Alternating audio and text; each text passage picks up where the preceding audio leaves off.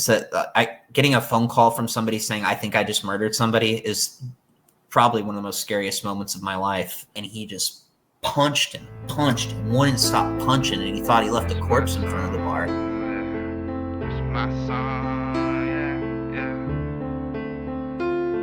I said, this is my song, and I'm dancing with the devil on the highway to hell in the middle of the road. This is my time to decide. Devil in my mind now. Monogamy isn't the only thing I've been lying about. I'm in the belly of the beast and I'm riding around, rope in my hand. Should I hang myself or climb out? I feel like everyone around me about to make it, and I'm busy with some bitch I only fuck with when I'm faded. Let's say I'll grow to be a monster, but I am one. Why the fuck you think I've been calling myself Leanne's son?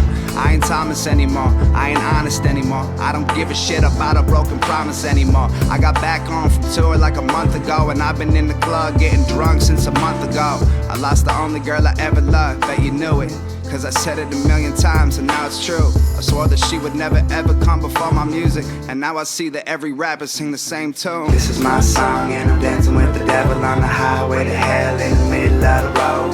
This is my time to decide if I'm gonna be a better man to cover everything I own and go.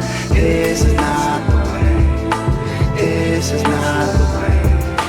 This is not the way that I wanna be. There's rappers in the city that been talking shit, and gangsters in the city, I've been talking about it too. There's women in the city I've been fucking with on weekends when I'm out late with my friends, but I'm still in love with who hates me. I'm guilty and I'm sure it's slowly killing me. I'ma take the fall and all responsibility. Jesus in my heart now, I heard he walk with you. I bring the car around, cause I don't have the time or the energy to forget about the past or forgive myself for anything. I'm way fucked. I just cut this whole tape on a party tip, and now I'm like, what the fuck, when's the fucking party end? When I wanted to be good, no one else was.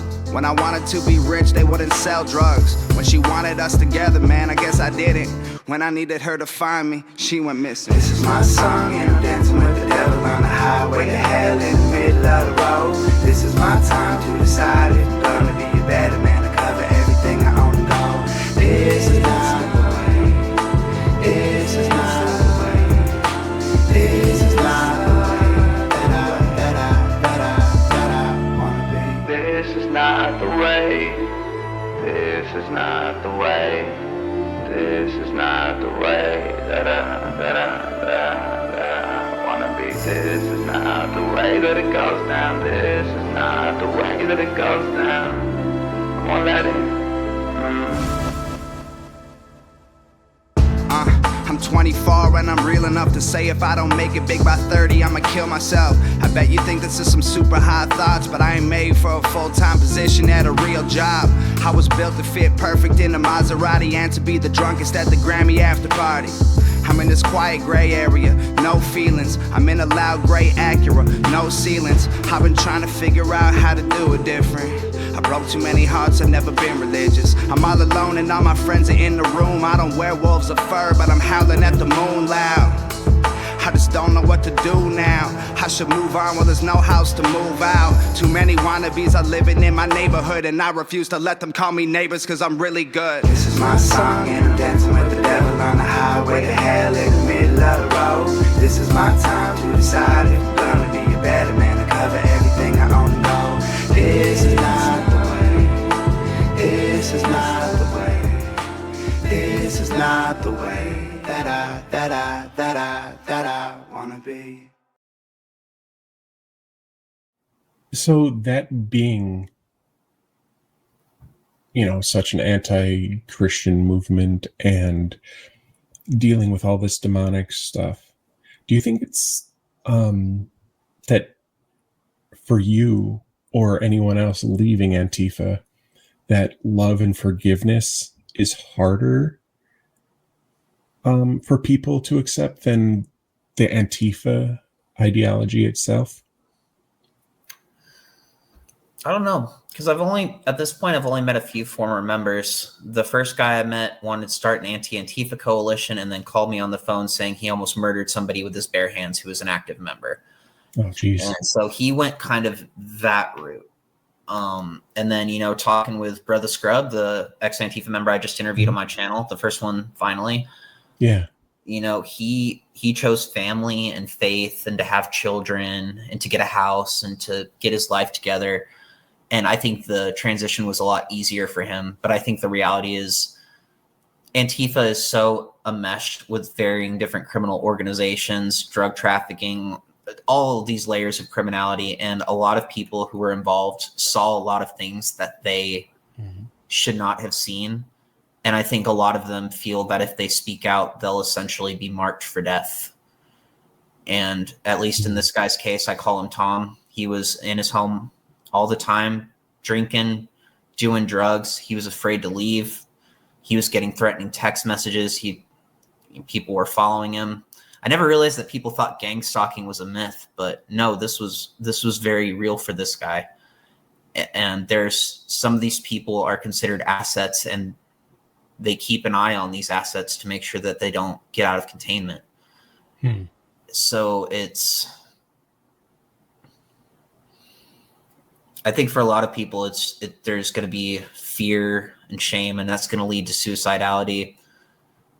So getting a phone call from somebody saying, I think I just murdered somebody is probably one of the most scariest moments of my life. And but that's how much rage he had. That's how much he hated these people. And, you know, even the person he beat up, this Antifa member confessed to molesting a 14-year-old girl.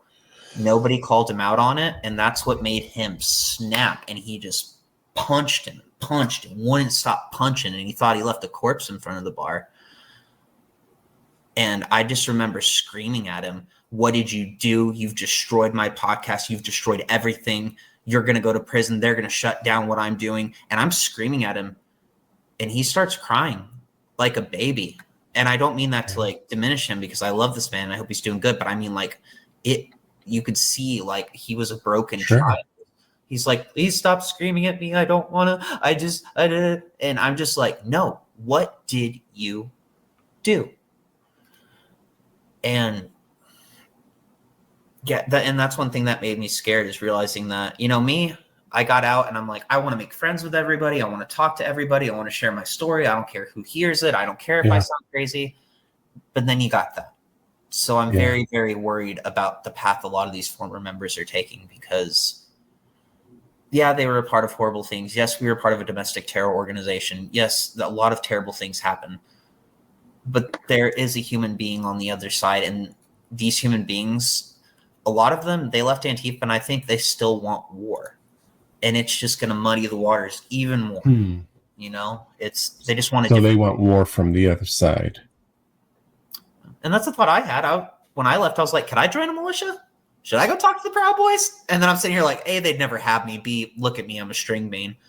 But that thought was there. It's like you leave one side and you're like, well, what if I go to the other side? I could be a valuable asset, right? Right. Like those thoughts do cross your mind. But where does that get you in the end? Nowhere. Run around dressed like a moron, beating people up. It's not that simple, and you know it. No, I don't know shit. Not about this. I mean, how? Okay, so you get these whatever you call them when you're a kid. How do you go from that to what you're doing now? When I was a kid, before the accident, I'd lay awake at night, listening to the sirens. I like to put stories to them. Try and figure out what they were for. Ambulance or cops, robbery or fire. I don't know, just a stupid game. But after I lost my sight, after my abilities developed, I realized how many sirens there actually were. How much this city suffered every single night. You've been running around doing this since you were a kid? No. I tried not to fight, to make my dad proud, to block it out. The sirens, the pain, the fear, all the strangling Hell's Kitchen. For years, I buried my head and turned away. Then, one night, right after we quit Lamon and Zach, I heard it. Heard what? Little girl, crying in her bed in a building down the block. Her father liked to go to her room late at night, when his wife was asleep. Oh, Jesus. I called child services, like you're supposed to. But the mom, she wouldn't believe it. Said it wasn't true. And the dad, he was smart. He made sure what he did, how he did it, didn't leave a mark. The law couldn't do anything to help that little girl. But I could. I knew his routine. Waited till he was alone.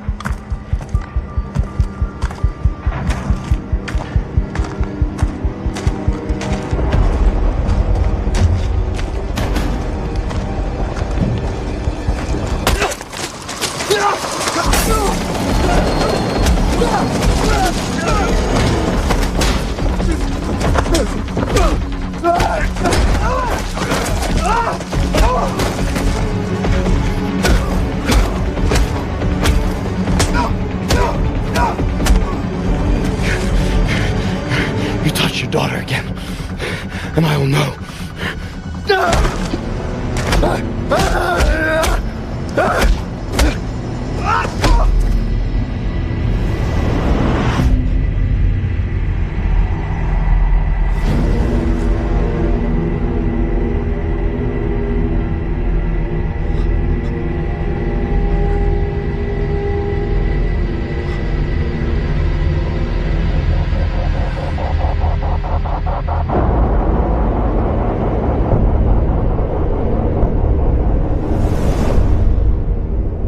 He spent the next month in a hospital, eating through a straw. And I never slept better.